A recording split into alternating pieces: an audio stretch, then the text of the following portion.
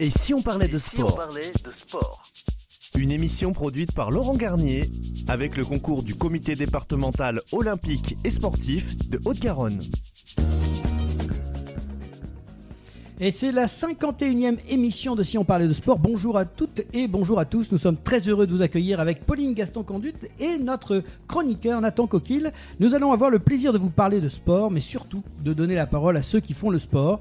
Bonjour et merci à Brigitte Linder et ses équipes du comité départemental olympique et sportif de Haute-Garonne et de Profession Sport Animation 31, nos partenaires qui nous accompagnent pour la réalisation de cette émission. Pour cette 51e émission, nous accueillons Richard Maillet, président du comité régional olympique et sportif d'Occitanie, Lionel Alassio, président du comité régional de tir à l'arc d'Occitanie, Carole Ferriou, membre du comité directeur de la Fédération française de tir à l'arc, ex-sportif de haut niveau en étant 4 fois champion du monde de tir à l'arc en campagne, et Bernard Pujol, chroniqueur et membre du comité directeur de rugby de Haute-Garonne. Bonjour à tous et bienvenue dans cette émission.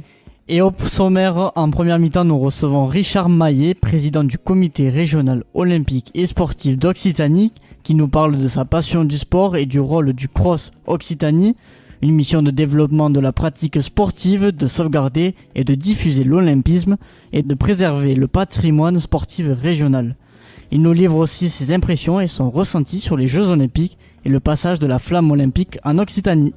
Et en deuxième mi-temps, c'est un sport riche d'une histoire millénaire qui était autrefois essentiel pour la chasse et la guerre que nous vous proposons de découvrir.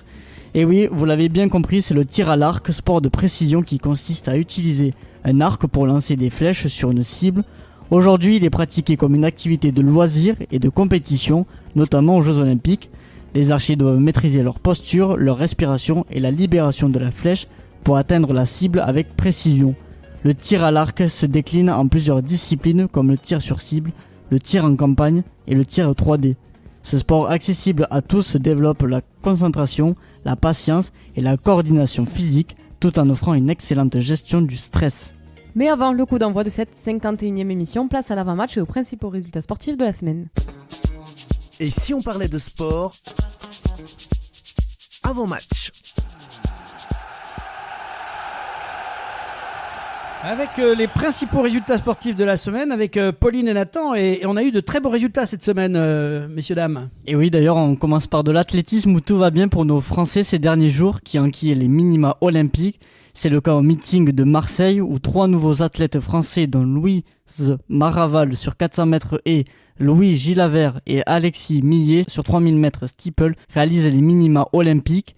C'est le cas aussi au meeting de Nancy où Yann Chaussinan brille au marteau avec un record à 79,88 mètres samedi soir, devenant le 5e performeur mondial de la saison.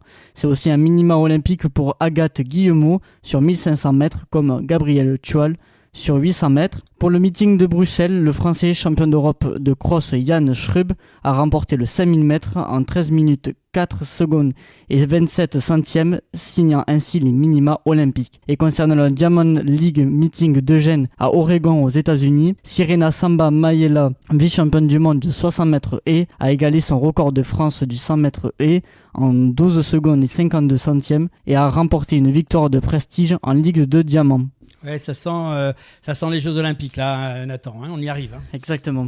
Toujours en athlétisme, mais cette fois c'est du triathlon avec les World Series de triathlon de Cagliari en Italie où Cassandre Beaugrand s'est imposée au sprint samedi et valide son ticket pour les Jeux Olympiques de Paris. Au pied du podium, la Française Emma Lombardi a accroché la 4e place pour s'emparer de la tête du classement général. Chez les hommes, Pierre Lecor s'est qualifié pour les Jeux Olympiques de Paris en décrochant la 6e place sur cette étape de Coupe du Monde. Et on continue avec du pentathlon moderne. Coupe du Monde d'Ankara en Turquie. Valentin Prade a pris la 2e place de l'étape de Coupe du Monde. Et cette fois en boxe avec le meeting de Shawinigan au Québec, le Français Christian Mbili a conservé ses ceintures WC Continental des Amériques et WBA International des super moyens des moins de 76 kg en battant Marc Effron en 40 secondes au premier round. En judo, beaucoup de résultats aux mondiaux d'Abu Dhabi. Chez Chez les femmes en individuel, Margot Pinault, à moins de 70 kg, a décroché son premier titre mondial, mercredi en battant Marie-Ève Gaillet, la titulaire française pour les JO cet été à Paris. À moins de 78 kg, Madeleine Malonga, sélectionnée pour les Jeux Olympiques, a terminé en bronze. Éliminée de la course au titre après sa défaite en quart de finale, Clarissa Agbenienou est parvenue à décrocher la médaille de bronze à moins de 63 kg. Malheureusement, pas de médaille chez les hommes, mais l'équipe de France, par équipe mixte, a décroché la médaille d'argent après s'être inclinée 1-4 contre le Japon en finale. Ouais, une victoire à 4. C'est le principe, c'est du par équipe. Et passons cette fois à la natation avec le meeting d'Irvine en Californie où Léo Marchand a remporté 2 victoires rapides à Irvine sur 200 mètres 4 nages et 100 mètres brasse. Au meeting de Renance en Suisse, Charlotte Bonnet a amélioré son record de France du 100 mètres brasse en 1 minute 7 secondes et 30 centièmes. Et enfin, en ce qui concerne le meeting Marie Nostrum de Canet-en-Roussillon avec des chronos de 21 secondes 92 sur 50 mètres et 51 secondes 63 sur 100 mètres papillon, Maxime Grousset a pu se rassurer samedi, comme Anastasia Kirpichnikova, convaincante en 15 minutes 56 secondes 92 centièmes sur 1500 mètres, et Emma Terebo, elle, a battu son record personnel en 2 minutes 8 secondes 45 centièmes sur 200 mètres d'eau. On continue en natation, mais cette fois-ci en eau libre, avec la Coupe du Monde à Golfo Aranci en Italie. Doublé français lors du 10 km de l'étape de Coupe du Monde, Marc-Antoine Olivier a devancé vendredi son compatriote Logan Fontaine. Et quelques mots de tennis cette fois, le tournoi ATP de Lyon. Le jeune français de 20 ans, Giovanni Mpecci Perica, a remporté son premier titre sur le circuit professionnel chez lui à Lyon. Il a dominé en finale Thomas Martin Etcheverry 6-4, 1-6, 7-6. Et en ce qui concerne les internationaux de Roland-Garros à Paris, belle entrée en lice des Français pour ce premier tour de Roland-Garros. Caroline Garcia s'est qualifiée dimanche pour le deuxième tour de Roland-Garros face à l'étonnante allemande Eva Lys. 4-6, 7-5, 6-2. Bénéficiaire d'une invitation dans le tableau final, Chloé Paquet s'est elle aussi qualifiée en dominant la Russe Diana Schneider. Richard Gasquet a battu le Croate Borna Koric avec la manière. Corentin Moutet, lui, 79e mondial, a livré un match fou pour sortir Nicolas Jarry, tête de série numéro 16.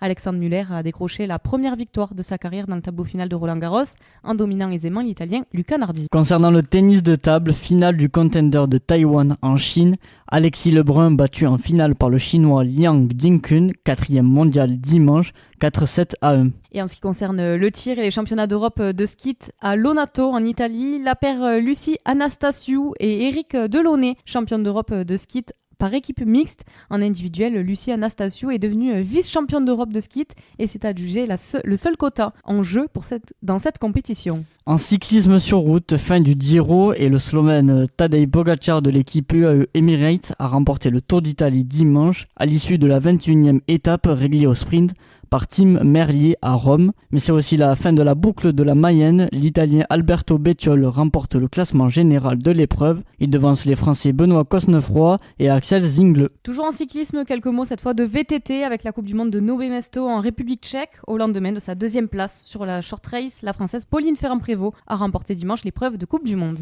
Et on continue avec du basket et de la Betclic Elite. C'était les demi-finales. Monaco, vainqueur de la saison régulière, a été battu à domicile par Bourg-en-Bresse 83-73 samedi lors du match 2 des demi-finales. Paris a échoué de très peu à renverser l'Asvel samedi pour la deuxième manche des demi-finales 85-89. Ligue 2 féminine 2, finale des playoffs, vainqueur de la belle de la finale des playoffs LF2 face au Toulouse Métropole Basket 73-65. Le Chartres Basket féminin a remporté le titre de champion de France 2024 et décroché son accession sportive en LFB. Ouais, on peut quand même faire un petit clin d'œil parce que le TMB a fait une très très belle saison. Arriver en finale, c'était pas évident. Et après, faut noter que c'était la belle. Ils ont fait chacun 2 victoires avant. C'était quand même un petit clin d'œil qu'on devait leur rendre au TMB. Bravo, mesdames. Toujours en sport collectif, mais cette fois il s'agit de handball avec la Ligue Butagaz Énergie. Implacable face à Plan de Cuc samedi 36-22 lors de la dernière journée. Metz Handball a conquis un nouveau titre de champion de France. Et en Licky Molly Star League, cette fois le PSG a assommé Créteil d'entrée 41-28 vendredi et a repris la main dans la course au titre avant la dernière journée de championnat. 3e et 4e du championnat, Montpellier et Toulouse se sont également imposés 29-27 sur le parquet de Pays d'Aix pour le premier et 33-32 contre Chambéry pour le second. Et en volley Ligue des Nations, les Bleus se sont imposés face à la Turquie 3-7-1 samedi à Antalya, ce qui porte leur bilan de la première étape de Ligue des Nations à 3 victoires après la Bulgarie et les États-Unis et une défaite face à la Slovénie. Quelques mots de football féminin avec la finale de Ligue des Champions. Tenant du titre, le Barça a remporté samedi la finale de la Ligue des Champions féminine face à Lyon 2-0. Chez les hommes, il y avait la Coupe de France, une finale très attendue entre Lyon et le Paris Saint-Germain qui a tenu toutes ses promesses. Injouable en première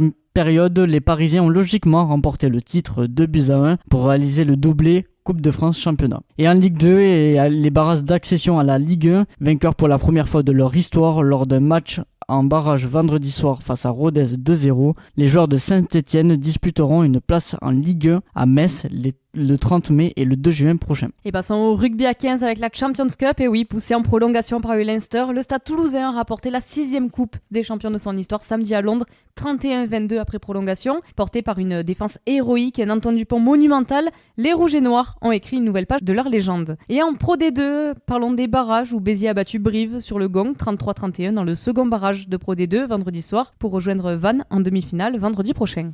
Il y avait aussi de la moto avec le Grand Prix de Catalogne en Espagne. Francesco Bagnaia chez Ducati, vainqueur devant Jorge Martin de la team Pramac et Marc Marquez chez Gresini. Les Français Fabio Quartararo termine 9e et réussit à s'offrir un top 10. Johan Zarco a terminé à la 16e place. Toujours en sport automobile, mais cette fois il s'agit de la Formule 1 avec le Grand Prix de Monaco. Parti en pole à Monaco, Charles Leclerc sur Ferrari a enfin rapporté son Grand Prix dimanche devant Oscar Piastri sur McLaren et son coéquipier Carlos Sainz. Et on conclut ces résultats par de la voile avec le trophée Banque Populaire Grand Ouest. Elodie Bonafous et Corentin Auro, les deux skippers Guérinier, la vie en rose, ont mené leur bateau à la victoire après 4 jours et 18 heures de course. Et merci pour ces résultats. Place à une nouvelle chronique spéciale Jeux Olympiques Paris 2004 sur les difficultés rencontrées pour les organisateurs des Jeux Olympiques 2024.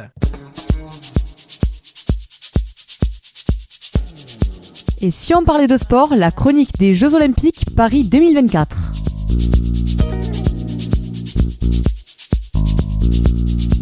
Chaque semaine, nous vous proposons de revisiter l'histoire des Jeux Olympiques, ses origines, ses valeurs, ses champions, son palmarès avec notre chronique spéciale Jeux Olympiques Paris 2024 en compagnie de Nathan Coquille et Laurent Garnier. Bonjour à tous les deux. Bonjour Pauline. Alors dans cette chronique, nous allons explorer ensemble quelques défis rencontrés lors de la préparation des Jeux Olympiques de Paris 2024. Nous discuterons aussi des solutions mises en place pour garantir que ces Jeux demeurent avant tout une grande fête. On va commencer avec toi Nathan. Quelles ont été les premières difficultés concernant les hébergements ? Et oui, c'est l'un des premiers points importants pour le comité d'organisation des Jeux Olympiques à trouver des solutions pour le logement des personnels en charge de la sécurité et de la logistique pendant la période des Jeux. Il a donc été décidé de procéder à la réquisition des résidences du Centre régional des œuvres universitaires et scolaires, aussi appelé le CROUS, mise à disposition des étudiants pendant l'année. C'est une décision qui a évidemment provoqué une réaction parmi les 2000 étudiants concernés. Tout a commencé en août 2023 lorsque le tribunal administratif de Paris, suite à une procédure judiciaire initiée par le syndicat solidaire qui a suspendu la réquisition des logements des sports pour héberger le personnel des JO. Ce personnel comprend des pompiers, des soignants, des forces de l'ordre et la sécurité civile. Beaucoup se sont réjouis sur les réseaux sociaux pensant que leur logement serait épargné, mais suspendre ne signifie pas abandonner. 5 mois plus tard, le 29 décembre, le Conseil d'État a statué que des résidences du Centre régional des œuvres universitaires et scolaires, aussi appelé le CROUS, pourraient être réquisitionnées pour loger le personnel des JO. Et en chiffres, qu'est-ce que cela représente ? Ça représente près de 3000 logements qui seront réquisitionnés, affectant environ 2000 étudiants dans 12 résidences du CROUS. Cependant, ces étudiants ne se retrouveront pas à la rue. Ceux souhaitant rester en Île-de-France durant l'été 2024 se verront proposer un logement de substitution dans une autre structure du CROUS, proche de leur résidence initiale, selon les informations du site lecrous.fr. Moi, j'ai envie de dire, là, c'est un point important parce que j'aimerais que dans ce dossier-là, oui, c'est dommageable, mais remettons les choses dans leur contexte. Pourquoi on a besoin de logements ? Je crois qu'il faut remettre en place les choses. On a un événement extraordinaire qui se lance là. Le Crous, ce sont des logements qui sont proposés aux étudiants pour l'année, et c'est très bien. Là, on demande un effort particulier. Pourquoi ? Parce que les personnels qui vont être dans ces logements là pendant la période des Jeux, donc c'est une période quand même très courte, redisons-le, c'est pas des logements qui vont être complètement perdus pour ces étudiants-là, mais c'est important pour la sécurité, pour l'organisation. C'est ça qu'il faut savoir, c'est qu'on va mettre en place dans Paris, à un endroit précis, tout un tas d'équipes de gens qui sont aussi beaucoup de bénévoles pour aider à l'organisation de ces Jeux et dont on a besoin. Donc l'hébergement, oui, c'était une difficulté, donc il a fallu trouver une solution, il a fallu trancher. Alors c'est dommageable, c'est vrai aussi pour ceux qui connaissent un peu la région parisienne et un certain nombre qui ont été dans ces crous-là, que l'été, en plein mois d'août, il n'y a pas forcément énormément d'étudiants qui restent encore en place. Et en plus, je pense que en bonne intelligence, il y a aussi des solutions qui ont été proposées provisoires. Je crois qu'il faut penser que derrière les Jeux Olympiques, qui est quand même un bel événement, je dirais même que les étudiants sont contents de se dire, tiens, j'ai même offert mon logement à un responsable qui a fait les Jeux. Pourquoi pas? Ça peut être aussi positiver les choses. Voilà, je crois que ça a été une difficulté qui est tout de suite montée un peu haut. Ça représente pour 2000 personnes et c'est sûr que c'est dommageable. Mais relativisons parce que quelque part aussi c'est pour une bonne cause. Alors si je ne me trompe pas, les déménagements ont commencé le 11 avril dernier. Voilà, c'est ça. Pour conclure, du coup les déménagements ont commencé le 11 avril dernier avec une centaine d'étudiants parisiens déjà relogés. Pour les dédommager, le Crous offre 100 € à chaque étudiant, soit un total de 200 000 €, ainsi que 2 places pour les Jeux Olympiques. Et oui, puis quand on verra tout à l'heure les tarifs, mais les places des Jeux Olympiques, une place, ça vaut cher, dit-on, donc pourquoi pas. Alors on vient d'aborder l'hébergement, certes. Que dire concernant la construction des infrastructures des Jeux Olympiques de Paris? Selon une enquête sur les sous-traitants de GCC et de Spy Batignolles,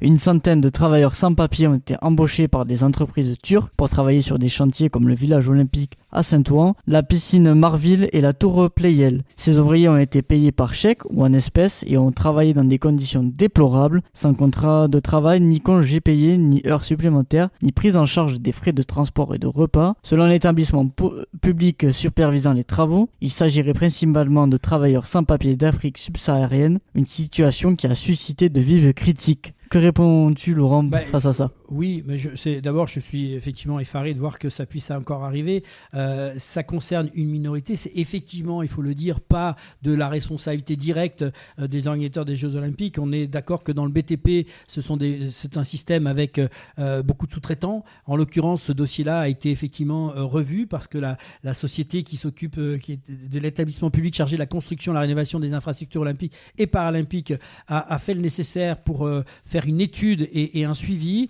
Il y a des contrôles qui ont été mis en place. Et effectivement, il y a eu un constat d'une petite centaine de personnes là-dedans qui étaient des sans-papiers et c'est dommageable. Mais il y a véritablement une volonté de transparence puisque c'est remonté même au niveau du gouvernement. Il y a eu un certain nombre de décisions de prise et l'étude qui a été faite, après la plainte d'ailleurs de l'organisme Solideo, notamment pour l'emploi d'étrangers sans titre de travail et exécution en bande organisée d'un travail dissimulé. On n'a pas été mis en cause puisque nous avions respecté nos obligations de vigilance qui assuraient donc l'établissement public par rapport à ça. Donc je crois qu'il faut remettre les choses à leur place. Malheureusement, c'est effectivement dans ce circuit du bâtiment, du BTP comme on dit, il y a ce genre de choses, mais ça ne peut pas remettre en cause la volonté de l'ensemble d'un pays et de l'organisation. Alors on a vu les hébergements, la construction des infrastructures. Probablement l'une des difficultés en ce moment les plus importantes à appréhender dans ces périodes de troubles, c'est la sécurité, Nathan.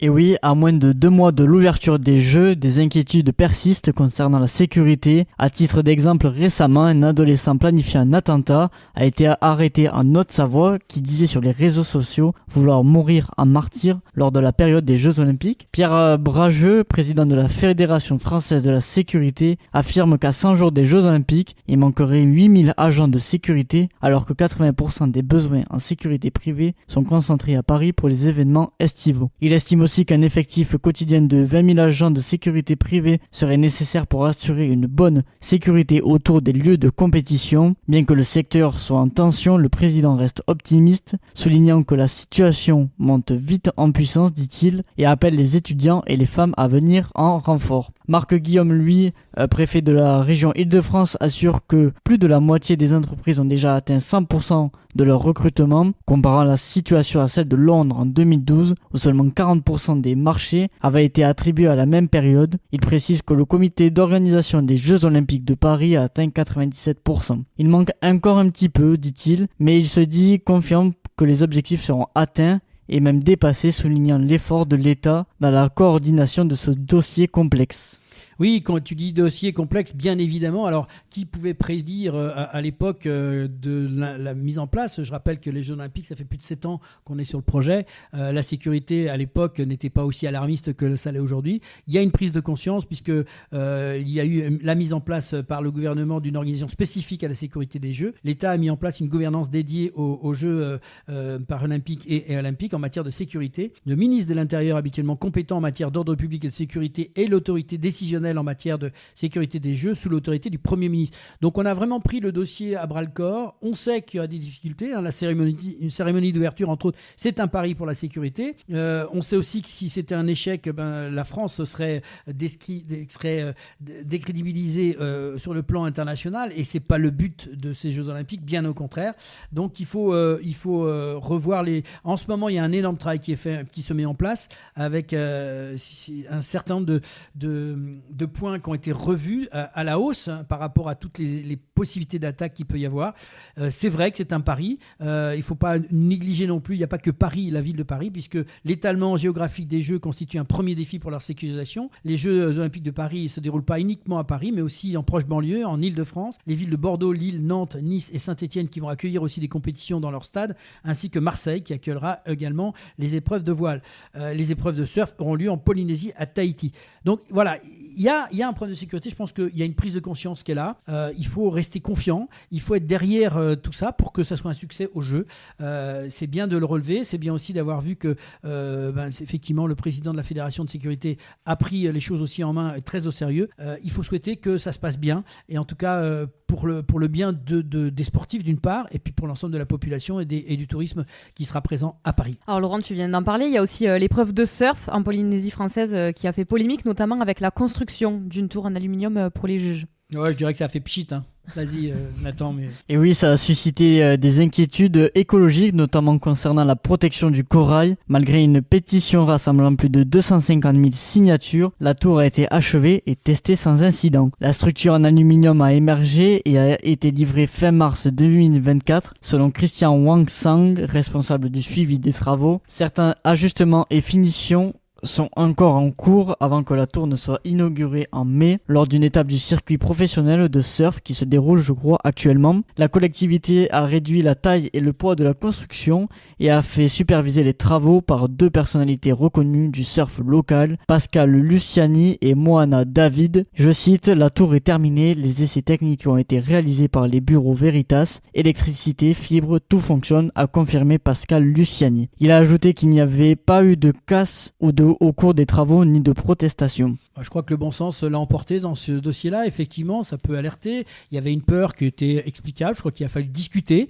Il a fallu faire comprendre un peu l'important. Je dirais qu'avant, il y avait une tour qui effectivement était en bois. Là, je crois que tout le monde va être gagnant, parce qu'effectivement, le fait qu'on ait fait venir le Bureau Veritas montre qu'il y a un vrai sérieux qui a été pris. On a construit une tour qui servira par la suite. C'est pas une tour comme ça, mais qui permettra de mettre en sécurité aussi bien les surfeurs que en même temps les juges qui jugent ces courses-là, puisque c'est un endroit quand même extraordinaire. Hein. On est à un endroit au niveau de Teahupo'o, qui est en Polynésie française, qui est une des plus belles vagues. Et c'est pas moi qui le dis, ce sont les surfeurs. Donc c'était bien aussi de pouvoir aménager tout ça. Et je suis très heureux, moi perso, de voir que c'est une difficulté qui a su être surmontée par les organisateurs et aussi par les personnes sur place. Et alors après les épreuves de surf, il y a aussi les épreuves de natation en eau libre dans la Seine qui ont également suscité des interrogations compte tenu de la mauvaise réputation du fleuve, Nathan. Et pour répondre à ce problème, Paris a investi 1,4 milliard d'euros pour rendre la Seine baignable, avec des travaux considérables pour améliorer la qualité de l'eau. Les résultats des analyses prévues le 1er juin détermineront si le fleuve est prêt pour les compétitions. Voilà, vous allez vous baigner dans la Seine tous les deux, hein, à partir du 1er juin, on pourra aller là-bas, hein, Pauline. Non mais c'est vrai que c'est un gros défi, c'est vrai que c'est un challenge. C'est cette idée d'abord de faire nager les triathlètes. Tous ne sont pas opposés à ça, hein, puisqu'il y a déjà eu quelques essais quand même. Il y a un énorme travail. Il faut aussi regarder 1,4 milliard d'euros. Ça représente de l'argent. L'un des ingénieurs qui a fait le travail explique effectivement que ce travail n'est pas uniquement pour les Jeux Olympiques, mais ça servira derrière. Donc ça va permettre de nettoyer déployer cette scène, d'apporter des aménagements de filtration beaucoup plus importantes que ce qu'on avait. Donc finalement, ça peut être aussi positif, aussi bien pour l'écologie, hein, c'est important de prendre ça en compte, même si ça laisse encore des sourires, même si on dit que c'est vrai, cette scène, elle pourrait être nettement de meilleure qualité. On va voir, je pense que c'est un beau pari. En plus, oser faire cette cérémonie d'ouverture, c'est un pari complètement fou et génial. Si ça marche, ça sera extraordinaire parce qu'on l'aura fait. Maintenant, il y a toujours ceux qui seront opposés à tout ça. Mais en fait, moi, j'aimerais que finalement, on soit tous derrière ces projets-là et qu'on soutienne finalement ces idées un petit peu originales que la France est capable d'amener à travers cet événement extraordinaire. Et alors, dans ces difficultés rencontrées par les organisateurs des Jeux Olympiques, il y a le prix des billets qui ont également fait débat. Il me semble qu'on peut trouver des billets entre 24 et 980 euros pour assister aux Jeux. C'est ça, le sport est généralement populaire et accessible à tous, véhiculant des valeurs de partage, d'altruisme et d'inclusion. Cependant, les prix des billets pour les JO de Paris 2024 ont refroidi de nombreux amateurs de sport. Comme tu l'as dit, Pauline, entre 24 et 990 euros pour assister aux Jeux. Il ne reste que quelques places pour la finale en natation du 50 mètres nage libre, dont le prix atteint 980 euros. Pour l'athlétisme, il faut compter au moins 195 euros pour une épreuve avec médaille et 525 euros minimum pour une finale. Néanmoins, certaines disciplines sont disposées à des tarifs beaucoup plus abordables. Des billets sont disponibles à partir de 24 euros, notamment pour les épreuves de football féminin et masculin en région. À Paris, les billets commencent à 40 euros. Les matchs de water polo sont accessibles pour 50 euros, tandis que les épreuves d'haltérophilie, de canoë et d'aviron débuteront à 65 euros. Ainsi, il est possible d'assister aux Jeux Olympiques avec un petit budget en fonction de la discipline choisie. Les billets des JO de Paris 2024 sont à peu près dans la même gamme de prix que ceux des éditions de Londres en 2012 ou ceux de Tokyo en 2021, a affirmé Tony Estanguet, président du comité d'organisation, le COJO. Oui, je pense que là aussi, ça restera toujours un énorme débat. De toute façon, c'est quoi qu'il arrive, c'est toujours très cher. Tout cher. Mais on peut aussi se poser la question pour les passionnés, ceux qui s'interrogeront là-dessus, combien sont-ils prêts à mettre pour aller voir un match de finale d'une Coupe d'Europe, mettons du Stade Toulousain. Certains répondront, moi je suis prêt à lâcher 200 euros. Donc ça veut dire aussi qu'on peut tout imaginer. Là, ce ne sont pas le Stade Toulousain, même si c'est extraordinaire ce qu'est capable de faire le stade, mais je pense que ce sont les Jeux Olympiques, et les Jeux Olympiques, c'est une fois tous les 100 ans, et assister à ce type d'épreuve, c'est extraordinaire. On ne peut pas décemment et avec un peu d'intelligence accueillir plus de 300 000 personnes sur un match aujourd'hui ou sur une épreuve d'athlétisme de 100 mètres. Ça n'est pas possible. Donc effectivement, on sait très bien que quand on va dans un stade, et pour les footballeurs ou les rugbyman, vous savez très bien que si vous êtes en bas ou dans le virage, ça ne coûte pas le même prix que si vous êtes en haut ou si vous êtes en tribune officielle. Ça, c'est connu. Donc effectivement, les prix peuvent être élevés, mais on part de 24 euros pour aller à 990 euros.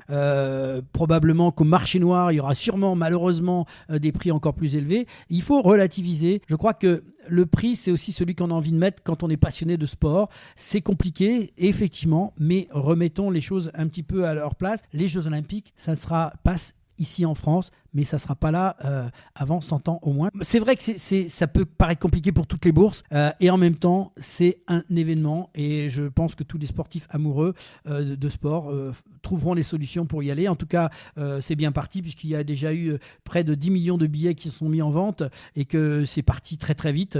Beaucoup de pays étrangers l'ont fait, et ont voulu participer. Les Jeux paralympiques, on peut continuer à avoir des billets aujourd'hui, puisqu'il y en a 3,4 millions de billets qui sont en vente. Et alors, il faut savoir quand même une petite chose, il y aura des tarifs accessibles par le programme Territoire, on n'en parle peut-être pas assez, mais Paris 2024 propose une gamme de prix diversifiés pour répondre à toutes les attentes. Un important volume de billets est proposé à des tarifs accessibles, qui s'appelle dans le programme Territoire 1 million de billets, de 500 000 pour les Jeux Olympiques et 500 000 pour les Jeux Paralympiques, sont réservés pour les collectivités hôtes qui peuvent acquérir afin de soutenir leurs programmes sociaux et d'engagement autour de Paris 2024. À travers ce programme, Paris 2024 et les collectivités hôtes souhaitent rendre les Jeux encore plus accessibles aux habitants qui accueillent l'événement, et notamment aux enfants et aux jeunes, aux clubs sportifs locaux et au public prioritaire. Voilà, il y a quand même des solutions qui sont proposées. C'est peut-être peut-être pas la panacée, comme on dit, mais arrêtons de bouder notre plaisir et soyons derrière cet événement qui nous tombe dessus, qui est extraordinaire, je le rappelle. Un grand merci tous les deux pour cette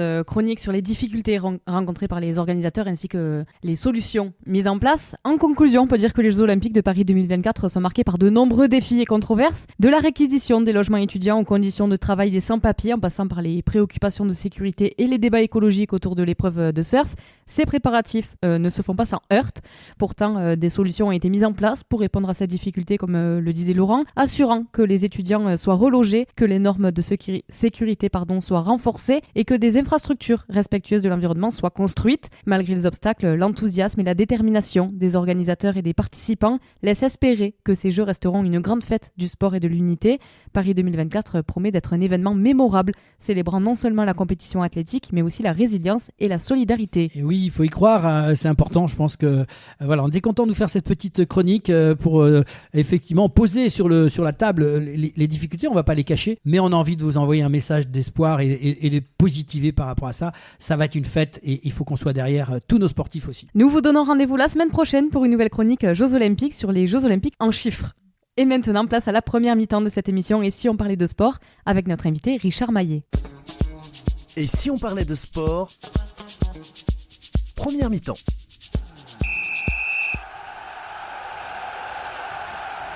Et retour dans l'émission Et si on parlait de sport, nous sommes ravis d'accueillir Richard Maillet, président du comité régional olympique et sportif d'Occitanie. Bonjour Richard. Bonjour. Et merci d'avoir accepté notre invitation. C'est un vrai plaisir de t'accueillir dans cette émission Et si on parlait de sport, parce qu'on va vraiment parler de tous les sports avec toi, sachant que tu es à la tête de ce mouvement olympique au niveau de la région. Donc ça demande énormément de travail. Mais avant de parler de ça, j'aimerais quand même connaître qui est Richard Maillet, son parcours et cette passion du sport qui t'a amené jusqu'aux responsabilités de président d'un comité régional olympique et sportif. Alors le comité olympique, pour moi, c'est une vieille histoire, c'est une passion. Alors pour devenir dirigeant, effectivement, on commence par la pratique sportive. On est athlète, on devient, j'ai eu un titre de champion de France FSPF de triathlon. Et effectivement, c'est ma discipline d'origine.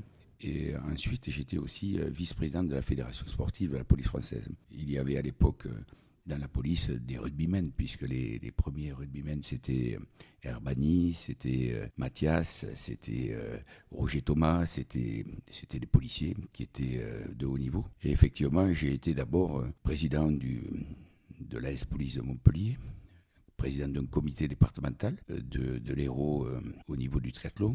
Et puis, j'ai fait 3 mandats de président de comité olympique départemental 34 de l'Hérault. Et puis, j'ai été président du CROSS Languedoc-Roussillon. Et ensuite, j'ai fait 2 mandats de président du CROSS de l'Occitanie. En tant qu'athlète, effectivement, je me suis occupé de l'AS Police. J'ai fait ce qui était permis dans le cadre de la politique de la ville, et j'ai créé ce qu'on appelle des centres loisirs qui s'occupent des jeunes dans les quartiers. Et effectivement, j'embauchais des sportifs de haut niveau pour effectivement les intégrer au CLEJ de la police nationale. C'était des champions de France civils, c'était des karatékas, champions d'Europe. C'était des nageurs qui ont été champions de France et ils servaient un petit peu comme un modèle. Et c'était pour moi une façon de fixer des règles. On avait des activités sur la plongée où on ne triche pas avec les règles physiques parce que effectivement on met sa vie en danger et c'est surtout de dire on ne triche pas avec la mort. Voilà, alors ça j'étais aussi syndicaliste, policier, j'étais représentant des gradés et puis j'ai fini vice-président de la fédération sportive de la police française où j'ai fait le redécoupage au niveau national. J'étais le numéro 2 d'ailleurs, c'était un Toulousain qui était à Vrains, qui était passé comme président de la fédération sportive. Alors de là, tu te lances dans une autre carrière finalement, en partant sur le mouvement sportif, mais là, complètement bénévole en fait. Alors, le bénévolat, bien sûr, le bénévolat c'est le plus important. Quand on regarde ce que c'est que le cross, c'est effectivement sur 1 400 000 licenciés, vous sortez les dirigeants, les athlètes, les clubs.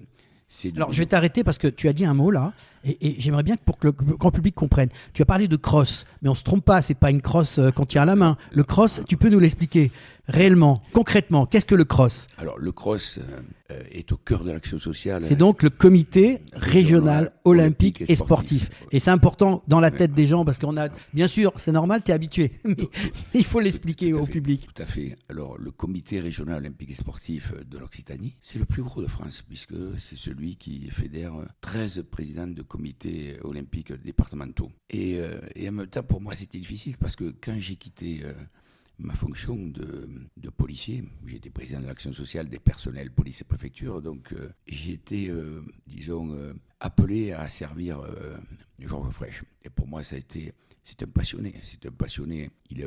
Effectivement, il a fait la salle Arena, le stade Yves du Manoir, la maison régionale des sports. Et à ce moment-là, j'étais son conseiller. Et après, il m'a dit, Richard, tu viens avec moi, je te prends, tu seras élu. Voilà, pour moi, ça a été une période courte, mais riche en enseignement. Et j'ai vu qu'effectivement, le politique, il était important dans la mesure où, si c'était un passionné de sport, il pouvait faire beaucoup de choses. Et disons qu'il m'a beaucoup appris, et également pour conduire une politique sportive, parce que c'est ça le cross. Quand on augmente le nombre de licenciés, on travaille sur l'éducation, sur la citoyenneté. Et justement, c'est ça. Quelles sont les fonctions de ce cross? Clarifie-nous un peu cette situation, parce que c'est dans la tête des gens, on ne sait pas trop où il se situe. Alors, comment tu le situerais par rapport au mouvement sportif, justement? Au mouvement sportif, c'est-à-dire le cross est au service des ligues, des comités, bien sûr, des clubs. On a ce qu'on appelle des thématiques imposées. La professionnalisation du sport, le sport santé, le haut niveau et éducation et citoyenneté. On est sensible au fait que aujourd'hui, il y a des passerelles entre l'éducation nationale et le mouvement sportif. Aujourd'hui, avec mes équipes, j'interviens dans les lycées, les comités olympiques départementaux, eux, interviennent dans les collèges. Quand tu dis tu interviens, qu'est-ce que vous faites concrètement pour que ça soit clair dans la tête des gens? On va chercher des sportifs haut niveau parce que quand je regarde, les athlètes de haut niveau, ce sont ceux qui sont capables de rassembler dans un gymnase et de faire le plein. Ça, c'est important. Ils sont comparés à des demi-dieux. C'est un modèle, en fait. C'est le modèle. C'est la mythologie grecque qui ressurgit. Et d'ailleurs, le symbole de la flamme fait revivre tout ça, puisque il y a effectivement les jeux modernes et puis les jeux antiques. Je crois que et le symbole de la flamme. Pourquoi le symbole de la flamme? Parce que c'est la lumière. On ouvre les jeux par la flamme et l'espace-temps où se passent les jeux, les rencontres, où c'est symbole de fraternité, où c'est dans le cadre de la charte olympique, c'est le partage, le respect, l'amitié inconditionnelle. Et c'est un... Je vais t'arrêter là parce que tu es parti sur le sujet qu'on va traiter un peu plus tard, parce que je voudrais que tu me reviennes sur les missions et les projets du cross, parce que là, vous avez on a une belle entité sportive qu'on ne connaît pas forcément, qui fait un énorme travail dans l'ombre, et je voudrais vraiment que tu nous expliques les missions et surtout les projets du cross dans les années à venir. On parlera tout à l'heure de l'événement qui est en ce moment chez nous, les Jeux Olympiques, mais terminons sur ce point-là, si tu veux bien. J'ai bien compris, il y a tellement de choses à dire. Je vois que et effectivement, on est sur le sport santé puisque chaque ligue a un médecin à sa disposition. Et moi, j'en ai deux. C'est-à-dire la vice-présidence du cross qui s'occupe de la santé est à la fois avec l'État et avec l'ARS. Et on travaille sur les traumatismes qui sont connus, bien sûr, dans le rugby, mais sur les jeunes aussi. Donc ça, c'est important de le dire. Et aussi, on a un médecin du sport qui est le doyen de la faculté de médecine de Montpellier. Et effectivement, au niveau des conseils, on peut en être fier puisque effectivement la santé c'est important. Pourquoi? Parce que demain aussi on participe dans les écoles à ce que effectivement les jeunes puissent faire 30 minutes de sport. Et c'est ça l'avenir. C'est-à-dire, c'est venu peut-être un peu trop tard puisque effectivement le sport et le comité olympique s'invitent dans le sport scolaire. Ça c'est important. Ensuite, il y a le haut niveau. Sur le haut niveau, effectivement, on travaille beaucoup avec les Crêpes. On a la chance d'avoir le Crêpes de Montpellier, Font-Romeu, et le Crêpes de Toulouse, où effectivement il y a eu un grand changement, puisque c'est la région qui a repris la main sur les financements des Crêpes, mais également la maison de la performance, de la haute performance, qui a été repris aussi par les Crêpes. Mais le mouvement sportif est très présent. Alors sur la professionnalisation du sport, qu'est-ce que je peux dire ? On a créé ce qu'on appelle un organisme de formation. Organisme de formation, mais pas forcément pour faire que des formations généralistes. C'est aussi des formations professionnelles.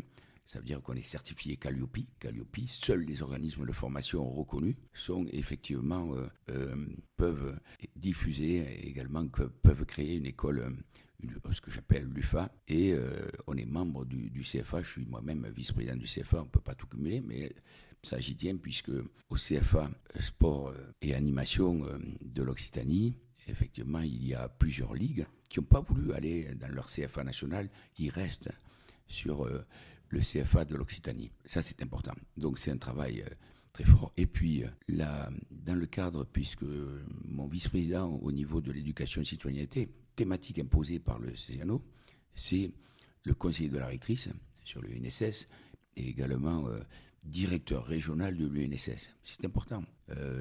Hier, pour la flamme, ou avant-hier pour la flamme de Montpellier, il a amené 400 élèves, 400 jeunes qui ont découvert ce que c'était la flamme olympique. Donc c'est nouveau, c'est ça qui est important, c'est que on profite, c'est tous les 100 ans, les Jeux olympiques. Donc on peut que s'en réjouir. Et effectivement, c'est un rassemblement qui fédère. On parle toujours du symbole des anneaux, ces anneaux entrelacés qui réunissent les 5 continents, et qui réunit, je crois, 206 comités internationaux.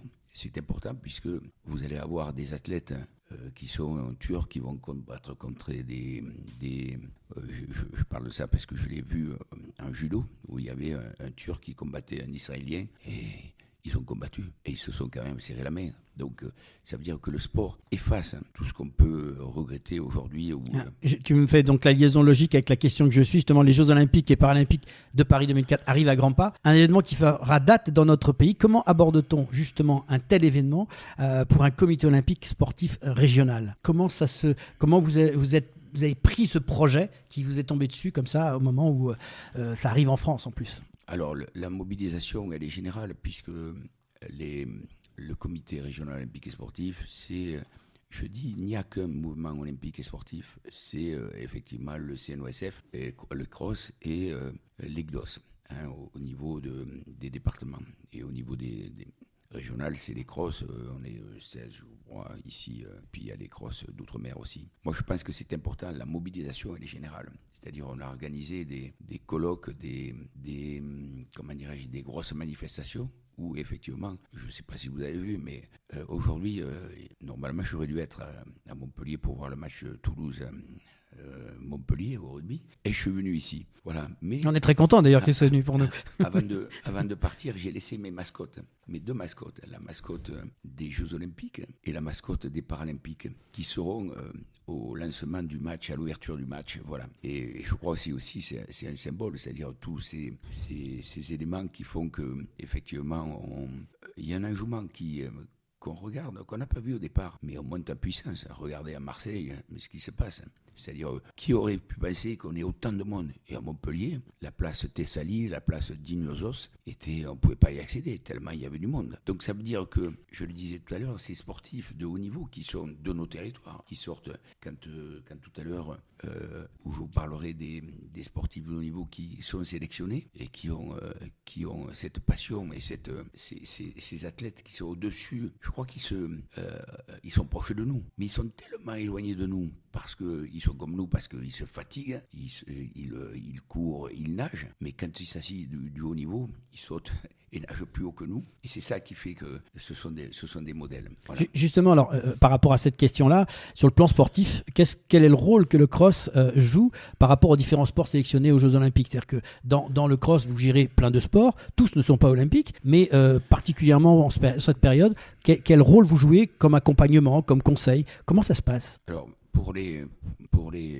tout ce qui est effectivement aide aux sportifs de haut niveau, il n'y a pas que ça, parce que quand vous regardez l'Occitanie, au niveau du mouvement sportif, au niveau des ligues, on est à peu près 97. Sur ces 97 ligues, il n'y a que 34 disciplines olympiques. Ça veut dire qu'une soixantaine de ligues ou de comités régionaux ne sont pas olympiques.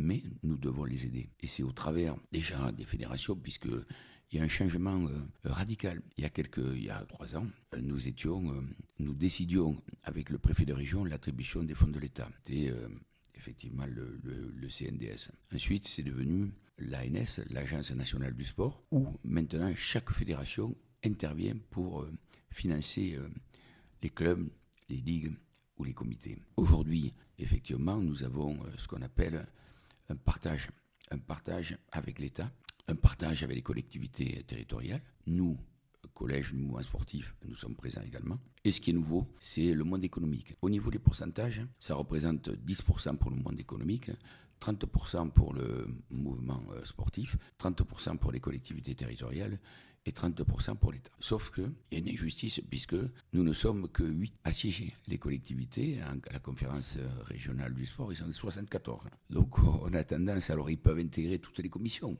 J'irai contre ça. Au contraire, pour moi, je trouve que c'est positif parce qu'ils comprennent les problématiques du mouvement sportif et ce que nous faisons. Ils étaient invités, mais parfois ils ne venaient pas à ces conférences ou à ces commissions territoriales. Aujourd'hui, c'est différent. Donc ils sont au courant de ce qu'on fait et de ce qu'on pourra faire. Parce que c'est ça l'héritage. Quand on regarde, on intervient surtout sur la santé, sur l'éducation, sur le développement durable, sur la cohésion sociale. C'est notre modèle d'organisation. Mais effectivement, il faut penser après, c'est-à-dire l'héritage. L'héritage, c'est, à mon avis, c'est un héritage matériel, puisque la construction de gymnase, la construction de stades, ils ont fait un effort. L'État a fait un effort. Après tout, c'est pas tous les ans qu'on reçoit les Jeux Olympiques. Et en même temps, il faut l'héritage matériel et l'héritage immatériel. L'héritage immatériel, à mon avis, c'est envers les jeunes. C'est-à-dire que les mobiliser au travers de nos interventions dans le milieu scolaire, c'est le plus important. Ça n'existait pas, ça. Personne n'allait dans les écoles. Je vais t'arrêter parce qu'on pourrait en parler pendant des heures. Je voudrais quand même qu'on puisse revenir sur 2 petites questions qui me paraissent aussi importantes. Quelques mots, toi en tant que sportif, mais aussi président, une certaine fierté, des sélectionnés ou sélectionnables, on va dire, qui vont aller aux Jeux Olympiques. Est-ce que tu peux nous donner quelques mots de ton point de vue en tant que sportif, puis en même temps président heureux d'avoir de certaines stars qui vont représenter la France et l'Occitanie? Alors la communication, je vais pas m'aventurer à décliner tous les sportifs de haut niveau. Et vous vous rendez compte, c'est à Paris et c'est en France les Jeux Olympiques. Donc les sportifs de haut niveau qui sont susceptibles d'obtenir une médaille, bien que pour moi ce soit pas le plus important, c'est d'être, comment dirais-je, pas une nation de sportifs, mais une nation sportive.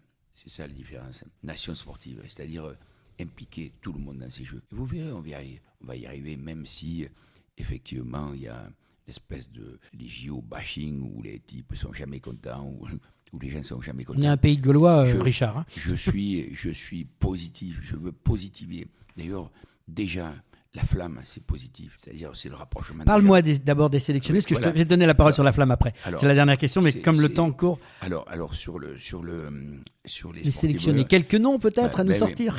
Écoutez, celui qui a été champion du monde, l'athlétisme, notre porteur de flamme sur Montpellier, le principal, c'était Kevin Meyer. Il travaille pour ça. Et croyez-moi, c'est difficile parce que c'est 10 disciplines. Il faut les enchaîner, il faut s'entraîner. Mais il a autour de lui, effectivement, des entraîneurs qui sont au top. Un champion d'Europe, Romain Barras, est à ses côtés. Et puis, le nageur, il est stratosphérique. Hein, ce nageur, c'est Léon Marchand. Léon Marchand. Et sa discipline, c'était pas forcément le papillon. Il a été champion du monde. Et je crois qu'il va nous surprendre encore, puisqu'il s'entraîne. Et effectivement, il sera là. Et puis, cette petite histoire des pongistes, des frères Lebrun. Je crois qu'ils ont intéressé la presse et effectivement, c'est une famille la famille des frères Lebrun, c'est le goût, leur oncle qui a été champion de France de tennis de table. C'est leur père, Stéphane, qui était aussi Lebrun, qui a été en équipe de France. Et Dominique, leur mère, qui fait la communication. Et elle sait bien le faire. Et effectivement, ce sont des garçons adorables. Et ils ont une chance également de médaille. Et puis, il y a ceux qui, je ne vais pas oublier aussi, les Paralympiques. Dimitri Pavadé, qui effectivement a été vice-champion du monde du saut en longueur. Et vice-champion olympique aussi. Et puis, des revenants qui sont aussi impliqués dans la délégation paralympique comme médecin, Maxime Vallée, et qui va recommencer, je pense. Voilà. Alors après, il y a les handballeurs, le volley, puisque l'Occitanie est riche en volleyeurs. En rugby, c'est pareil, quand on voit Antoine Dupont. Quand j'ai écouté les sarcasmes qu'il y avait contre lui parce qu'il quittait le 15, je me rendais compte. L'opportunité qu'il avait de faire les JO, pour moi, c'est le plus bel événement au monde, les Jeux Olympiques, plus peut-être que les champions du monde. Voilà, et c'est ça, moi je lui dis effectivement qu'il aille jusqu'au bout. Et là, facilement, avec Antoine Dupont, tu me fais un lien sympathique parce que je vais te demander ton ressenti pour conclure cette interview sur le passage de la flamme. Et effectivement, Antoine va être mis à l'honneur, je pense, sur ce passage. Mais ton ressenti global sur cette flamme, puisque tu nous en as déjà un petit peu parlé, entre ce départ de Marseille et puis ce qui s'est passé dans ta région, sur l'Occitanie, et qui est en train de se terminer. Moi, ce que je remarquerai, c'est que au-delà de ceux qui ont porté les flammes, ça ne fera pas polémique, parce que je pense qu'il faut associer toute la population. Ce n'est pas la propriété seulement des sportifs. On a associé aussi de grands personnages qui marquent aussi la culture, aussi bien sûr le sport, les anciens. C'est la transmission des anciens, porter la flamme. Souvent, ce sont des gens qui ont été des personnes qui ont marqué leur territoire au travers du sport, soit aussi aux Jeux Olympiques. Quand je regarde Marie-Josée Pérec, cette athlète qui a été triple championne olympique quand même, et qu'aujourd'hui on lui fasse porter la flamme, elle est heureuse. Et je crois que c'est ça le symbole de ce rapprochement des gens. Et puis, quand vous regardez la flamme qui monte, qui a fait le tour de Marseille, qui a fait le tour des châteaux cathares aussi, je crois que c'est un symbole fort. C'est une possibilité aussi de rapprocher les gens avec un tel enjouement que quand je voyais ces jeunes qui étaient... Moi, j'ai vu puisqu'on a bientôt la semaine olympique, où tous les comités olympiques vont faire cette semaine olympique. D'ailleurs, on a eu des financements pour ça. Et c'est vrai qu'au début, quand on faisait cette journée olympique, les gamins, dans les écoles primaires, dessinaient les drapeaux, dessinaient les anneaux, et ils faisaient des flammes. Et il y avait un enjouement terrible. Et avec l'accompagnement des instituteurs ou des professeurs, je crois que c'est essentiel qu'il y ait une mobilisation générale. Et vous verrez que dans tous les coins où cette flamme va passer, effectivement, ça va, non seulement ça sera un succès, et vous verrez que ça va rapprocher quand même les gens. Parce que c'est ça la symbolique des Jeux Olympiques, qui est symbolisée par le rapprochement de ces 5 anneaux, c'est la fraternité. Merci beaucoup Richard pour ce positif et cet encouragement. En tout cas, on va te souhaiter effectivement une bonne préparation de ces Jeux. On se retrouvera donc probablement, et je l'espère, pour d'autres témoignages. Pour tout renseignement sur le cross, donc c'est cros-occitanie.fr.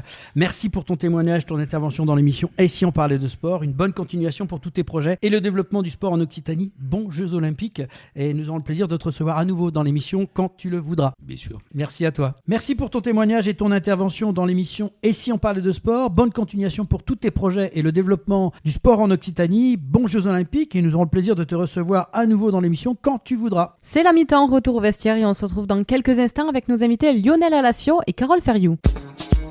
Et si on parlait de sport, mi-temps.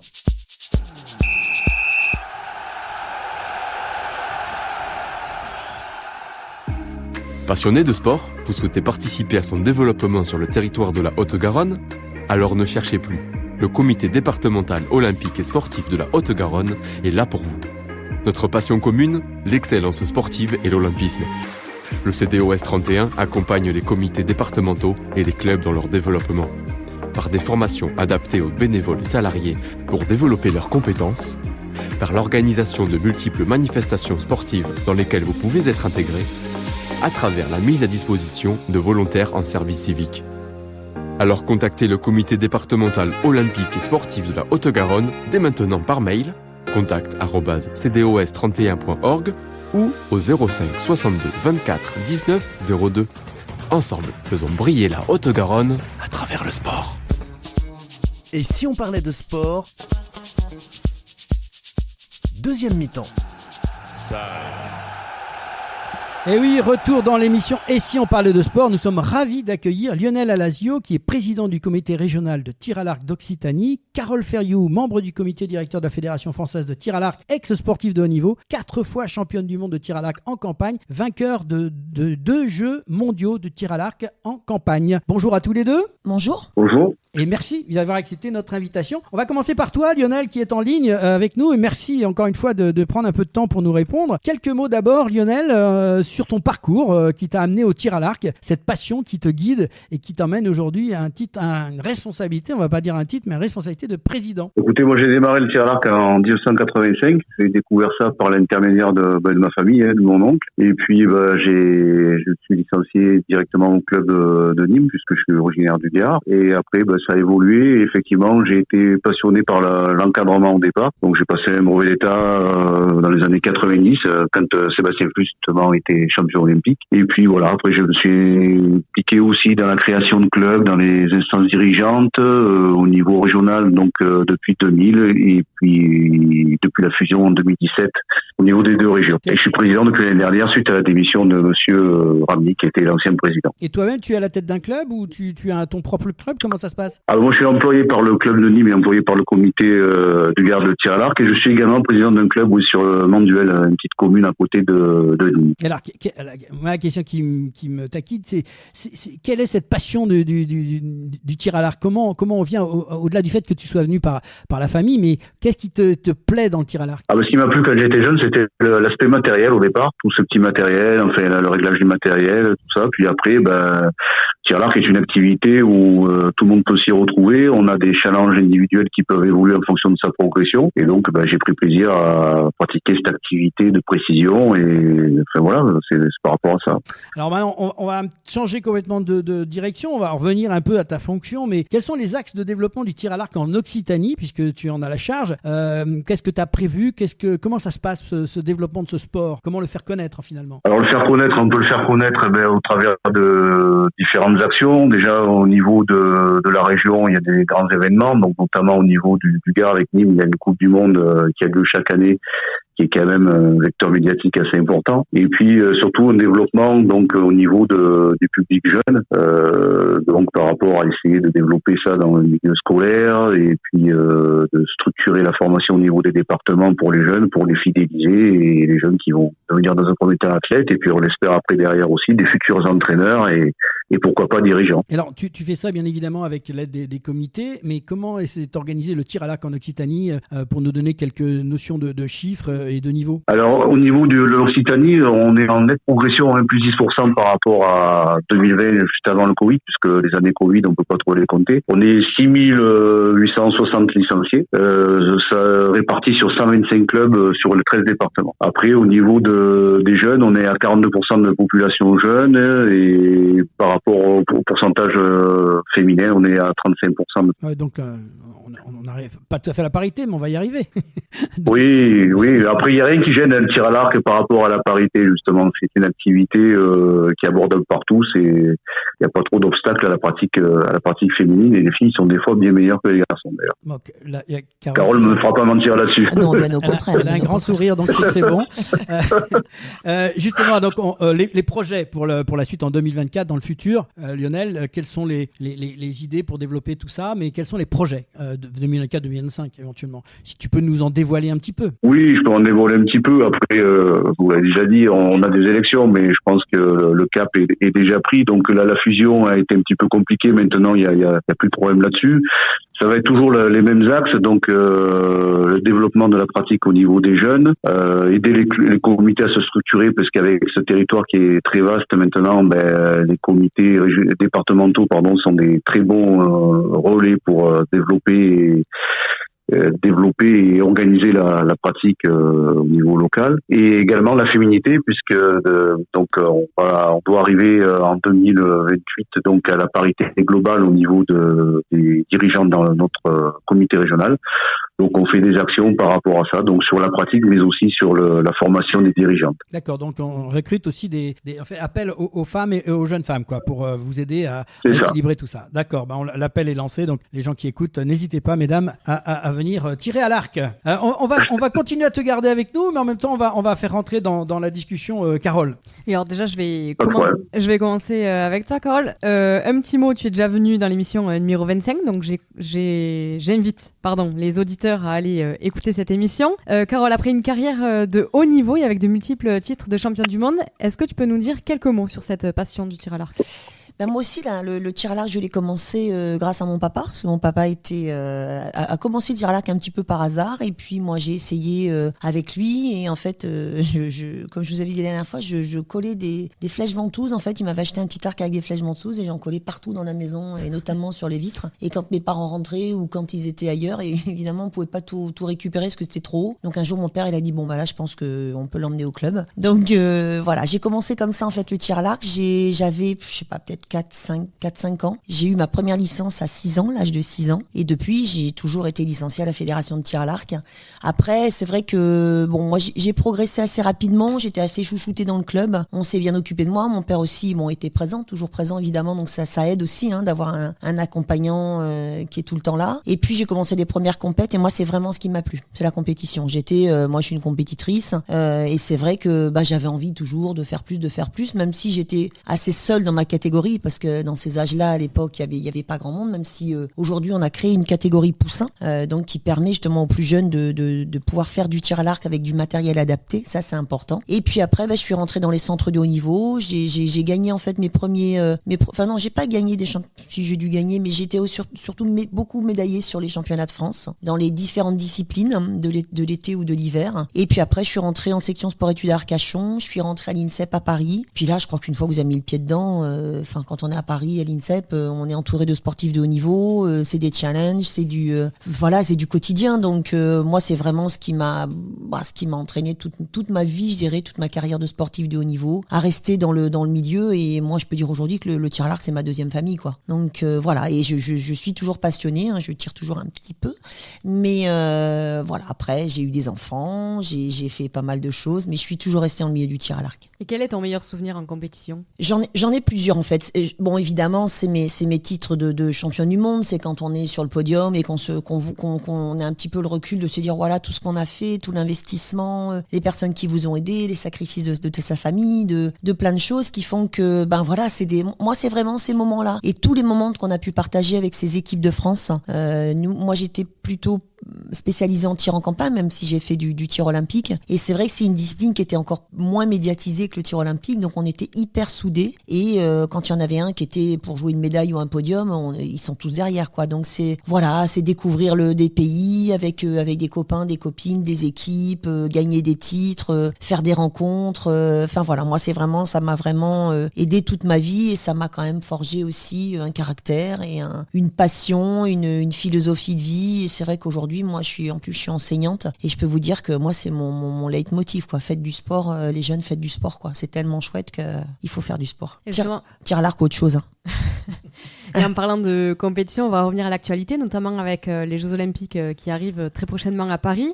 Tu as fait partie des 24 personnalités qui ont accueilli Antoine Dupont et la flamme olympique Ernest Vallon. Quel sentiment cela t'a procuré ? Alors déjà, on en avait parlé l'année dernière de cette flamme olympique. Il fallait postuler pour, vous savez, il fallait candidater. Bon, moi, je suis nulle pour tout ce qui est réseau, informatique, etc. Donc évidemment, j'ai dû rater la date, j'ai raté tout ça. Et puis je m'étais dit, de toute manière, il y aura trop de monde. Donc il y a beaucoup de champions en France, il y a beaucoup de... Bon. Donc j'ai un peu laissé tomber en me disant, c'est dommage, mais bon, tant pis.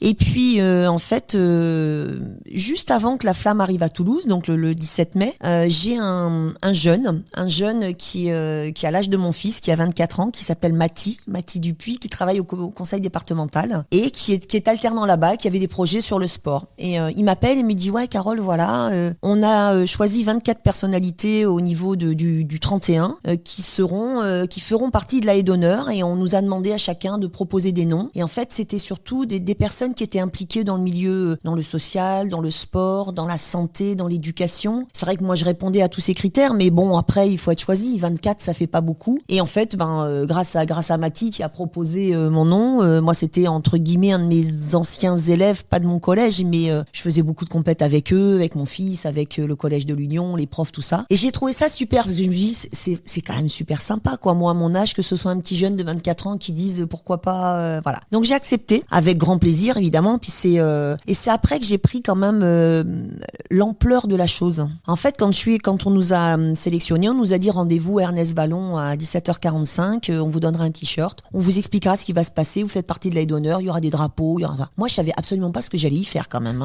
Voilà. Et il s'est trouvé qu'en plus à Ernest Vallon, météo défavorable. On devait allumer le chaudron sur le terrain d'entraînement. Ils nous ont tous regroupés dans le stade. Donc les 10 000 personnes étaient dans le stade assis. Ils voyaient super bien le chaudron en plein milieu. Et nous, en fait, on est rentrés en même temps que Romain Tamac. Et pour la petite histoire, quand même, Romain Tamac, c'est un de mes anciens élèves qui faisait du rugby, qui faisait partie de notre section sportive rugby au collège, mais que je sollicitais beaucoup en athlétisme pour l'association sportive d'athlétisme parce que Romain, il court vite, il lance fort et il saute loin. Donc c'était vraiment, et en plus c'est un super gamin. Et voilà, je connaissais bien les parents, que ce soit le papa ou la maman, et donc c'était super parce qu'en fait nous on est rentrés à ce moment-là avec nos drapeaux, on s'est alignés. Il a fait le tour, ils se sont échangés avec Antoine Dupont et puis ils sont passés devant nous, il a allumé le chaudron et en fait, moi je me suis dit, j'ai vécu des moments de sport, les podiums, c'est génial. Mais là en fait, j'avais l'impression en fait un peu cette sensation d'être sur un podium, de vivre quelque chose de grand, de fort au niveau émotion. On était entouré de ces 10 000 personnes, un speaker qui a fait monter la sauce. Donc voilà, moi j'ai vraiment été très très fière quelque part. Alors qu'au début je me disais, c'est chouette, mais voilà. Et en fait j'ai vraiment été très très fière et contente et voilà, ça m'a fait quelque chose. On sent que t'es encore sur ton nuage. Ouais. Puis là, bon, c'est le début du jeu, quoi. Parce que je pense que Lionel nous écoute, mais je voudrais quand même qu'on redescende un tout petit peu parce qu'on sent que dans tes yeux ça pétille encore. Nous, je voudrais par rapport aux auditeurs quand même qu'on revienne dans le tir à l'arc et la compétition, ça arrive bientôt. Ce que t'as vécu, que tu connais ces Jeux Olympiques, tu as entendu parler de tout ça. Un petit retour quand même sur les derniers événements des Jeux Olympiques avant les Jeux. Que ça soit Lionel, tu peux intervenir aussi. N'hésite pas si nous on voudrait un petit peu savoir où on en est sportivement parlant. On a vu ce week-end il s'est passé des choses. Il y a un titre. Il y a surtout eu les championnats d'Europe en fait. Il y a au mois de mai là, le 12 mai. Les championnats d'Europe, c'était un petit peu une première étape pour voir un petit peu où en étaient les Français. Et en fait, on s'est vraiment très très bien comporté là-bas puisque la France a conclu ses championnats d'Europe avec 4 médailles, 2 médailles en or. Les garçons et les filles ont gagné par équipe. Une médaille pour Lisa Barbelin, une médaille de bronze, et une médaille pour Jean-Charles Valadon, une médaille de bronze aussi. Et surtout, en fait, ce qu'il faut quand même signaler, c'est que la France, elle prend la 2e place du classement des nations européennes. En fait, devant la Turquie, derrière la Turquie et devant l'Allemagne. Et c'est quand même je dirais un bon signal avant les Jeux. Alors attention, on est en Europe, on n'a pas les Coréens, on n'a pas les Chinois, on n'a pas les Américains, on n'a pas tout ça. Mais c'est quand même super et je pense que on peut se satisfaire du bilan. Avant, en fait, la dernière ligne droite qui mène à Paris. Là, ce week-end, ils étaient en Coupe du Monde en Corée. Donc ça s'est un petit peu moins bien passé. Après, il y avait des conditions venteuses, donc pas facile. Et en fait, on connaîtra les sélectionnés olympiques, puisque pour l'instant, il y a 4 garçons, 4 filles,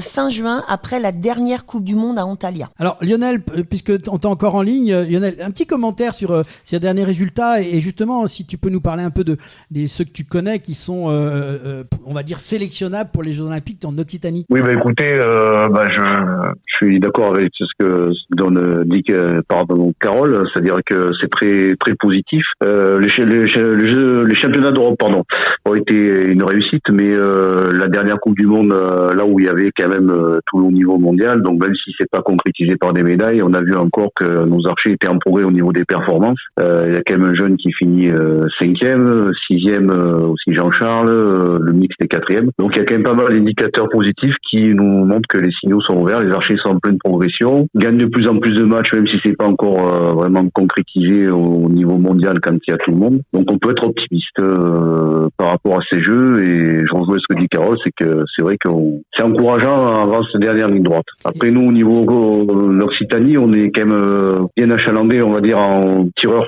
possible de le faire. Donc déjà en para, on a déjà Aziza Benami qui est déjà qualifiée elle, pour les Jeux paralympiques, donc en open femme. Et après on en a 3 qui sont encore en balance, qui auront leur sélection, comme l'indiquait Carole, fin juin pour les Jeux olympiques. Donc on a Victoria Sébastien chez les femmes, et puis on a Baptiste Hadis et Jean-Charles Valadon chez les hommes, tous les 3 du club de Nîmes. Et il y en a un que je suis plus particulièrement, puisque le petit Baptiste Hadis, qui a pas 18 ans, qui a 17 ans, il a été formé au club de Manduel.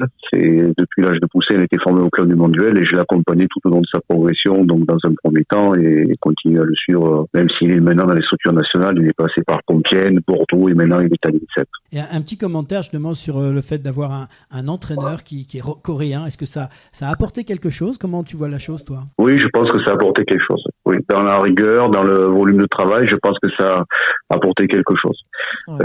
Après, ça a été un peu contesté au début par certains, mais je pense que ça a quand même amené une dynamique qui a amené des progrès, et on le voit, hein, parce que chaque fois ils battent les records et ils augmentent de plus en plus. Donc au niveau de la performance, ça a vraiment amené quelque chose au niveau technique et charge de travail. Moi je suis d'accord avec ça, hein. C'est vrai que Lionel, depuis que le Coréen Monsieur O est arrivé, comme tu dis, c'est de la rigueur, c'est beaucoup de travail, beaucoup de flèches tirées, qu'on n'avait pas l'habitude de faire en France. C'était une philosophie d'entraînement et une programmation d'entraînement qui est différente. C'est vrai que ça nous a secoué un peu nos petits Français au départ. Voilà, ça les a secoués psychologiquement, physiquement. Mais aujourd'hui, je pense que c'est que du positif. Quand on voit les performances qu'ils sont capables de faire, ça veut pas dire qu'on va gagner des Jeux Olympiques et qu'on aura toutes les médailles. Mais je pense quand même qu'on est bien meilleur que les derniers Jeux qu'on ait pu faire. On est bien meilleur, et puis on a les armes pour pouvoir gagner, alors qu'avant on les avait pas. On était assez performants, beaucoup moins performants, mais on a les armes pour y arriver. Et après, il faut être conscient, comme le dit Carole, effectivement, qu'on ne peut peut-être pas gagner les médailles partout, surtout que le niveau est très très dense. On le voit dans les Coupes du Monde, hein, les scores sont très serrés entre les gens, et même des scores qui ont des fois des performances un peu moindres peuvent arriver à gagner des tournois. Et donc, voilà, il faudra un brin de réussite, pas de chance, mais de réussite. Mais je pense qu'ils ont tout pour le faire. Ils n'ont jamais été aussi bien armés, en tout cas. Je pense, oui. Et en parlant de compétition, Carole, il paraît que tu serais en liste pour les prochains championnats de France à Agen, les 8 et 9 juin. Ouais, alors ça, c'est un grand mot, hein, ou un gros mot, je sais pas. On peut l'annoncer, non?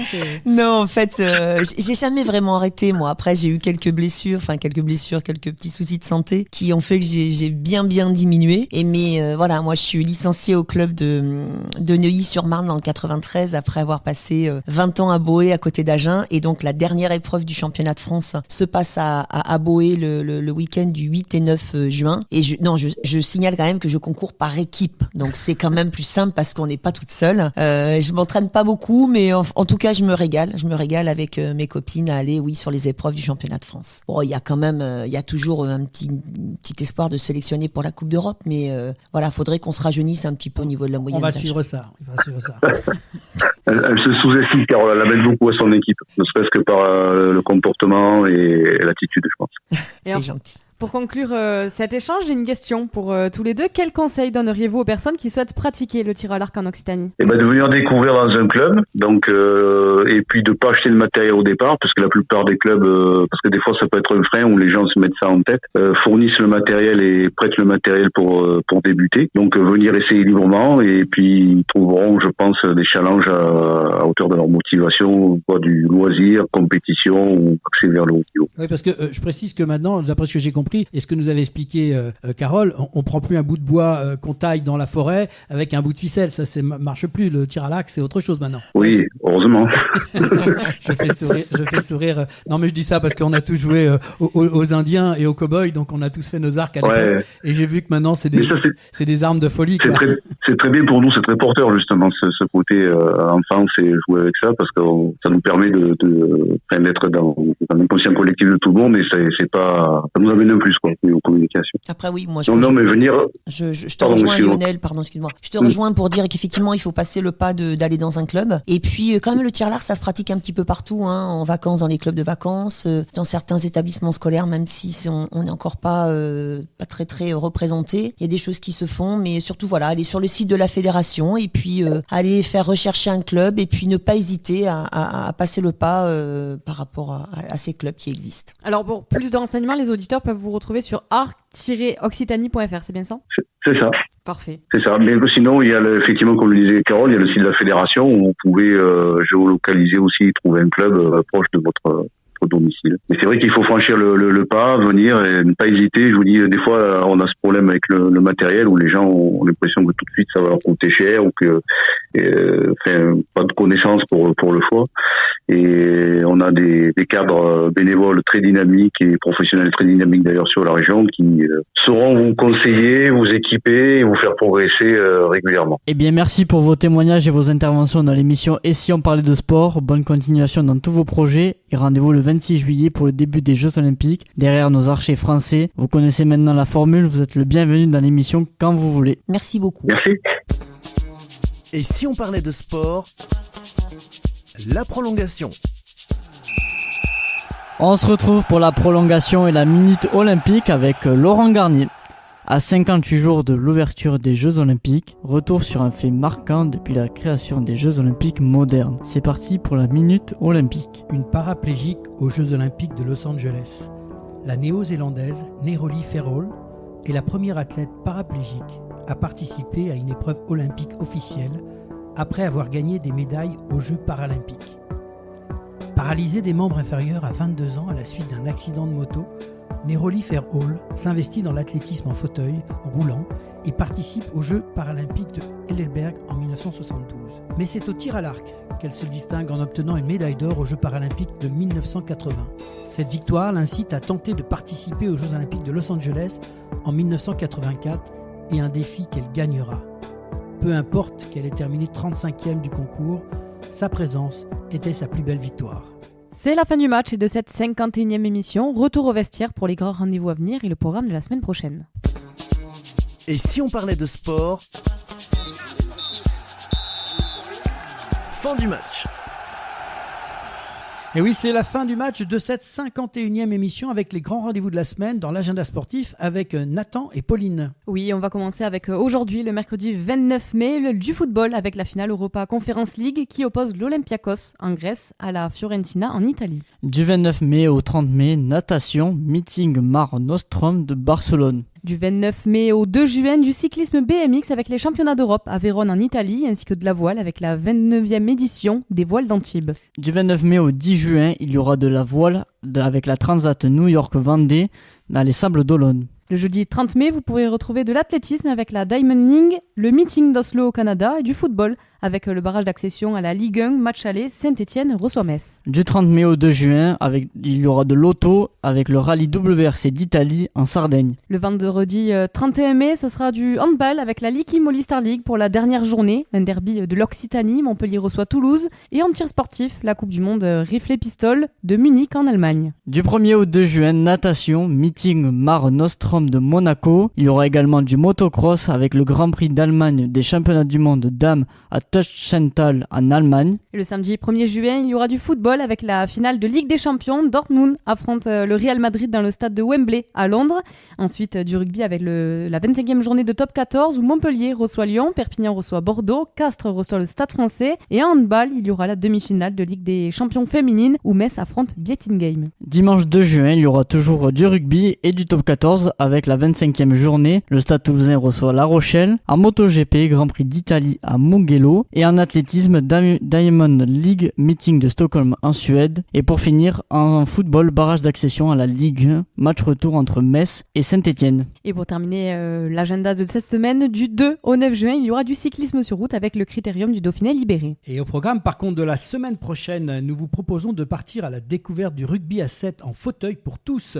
Une version inclusive et éducative initiative du rugby, ouverte à tous sans classification. Il garde les phases de jeu traditionnelles comme la mêlée, la touche et les règles de base telles que la passe en avant et la ligne de hors-jeu. Les actions sont comme le drop, la chandelle, la transformation et les pénalités sont aussi présentes. Mais le ballon est frappé avec le poing. Ce sport accessible à tous et intergénérationnel permet aux personnes valides de comprendre les contraintes des personnes handicapées, favorisant ainsi une meilleure compréhension et équité. Physiquement, il améliore le développement musculaire du haut du corps et le système cardiovasculaire avec des phases d'effort variées. Les muscles de la ceinture scapulaire et des bras sont particulièrement sollicités pour les déplacements en fauteuil. Mais pour aller plus loin, écoutez l'émission la semaine prochaine. Nous allons en deuxième mi-temps vous faire découvrir tee, fairway, green, putting. Et oui, nous allons parler de golf, ce sport de précision qui se joue en plein air sur un parcours aménagé. Le but du jeu est d'envoyer une petite balle dans une série de trous en utilisant le moins de coups possible. Ça a l'air simple, mais ce n'est pas aussi simple que l'on croit. Un parcours de golf standard comprend généralement 18 trous, chacun ayant un point de départ, le tee, et un point d'arrivée, le trou, marqué par un drapeau. Le golf est apprécié pour sa combinaison unique de compétences physiques et mentales, ainsi que pour son cadre souvent pittoresque. Il est pratiqué par des millions de personnes à travers le monde, allant des amateurs aux professionnels. Le retour du golf aux Jeux Olympiques en 2016 à Rio de Janeiro, après 112 ans d'absence, a eu un impact significatif sur la popularité de ce sport à l'échelle mondiale. Il a contribué à attirer l'attention sur le golf dans des pays où il est moins pratiqué et à encourager de jeunes talents à s'y intéresser. De plus, la présence de golfeurs professionnels renommés aux Jeux Olympiques a renforcé l'attrait et le prestige de l'événement. Mais pour en savoir plus, retrouvez-nous la semaine prochaine. Merci à Richard Mayel, Lionel Alassio, Carole Ferriou pour votre participation dans l'émission Et si on parlait de sport. C'est la 51e émission de Et si on parlait de sport. Merci à tous les internautes qui nous suivent de plus en plus nombreux. Continuez à nous écouter et à partager sur les réseaux et à vous abonner à notre chaîne YouTube Et si on parlait de sport. Un grand merci à nos partenaires, le comité départemental olympique et sportif de Haut-Garonne, ainsi qu'aux Professions Sport Animation 31 pour leur contribution précieuse à la réalisation de cette émission. Merci à l'équipe technique pour le formidable travail qu'elle réalise chaque semaine pour produire cette émission, à Sébastien Couratin, notre partenaire informatique Semper Connect, pour l'ensemble du suivi réseau informatique, plateforme podcast, site internet et ses conseils avisés. Mais aussi merci à François Guillou pour son apport musical à la Minute Olympique. Merci à Nathan Coquille, Gauthier Ajus et Inès Wifi pour la préparation de cette émission. Merci à Pauline Gaston-Conduite, journaliste et co-animatrice de l'émission, pour son aide précieuse à la préparation et à la réalisation de cette émission. Merci Laurent, on se retrouve la semaine prochaine pour une nouvelle aventure de Et si on parlait de sport la semaine prochaine.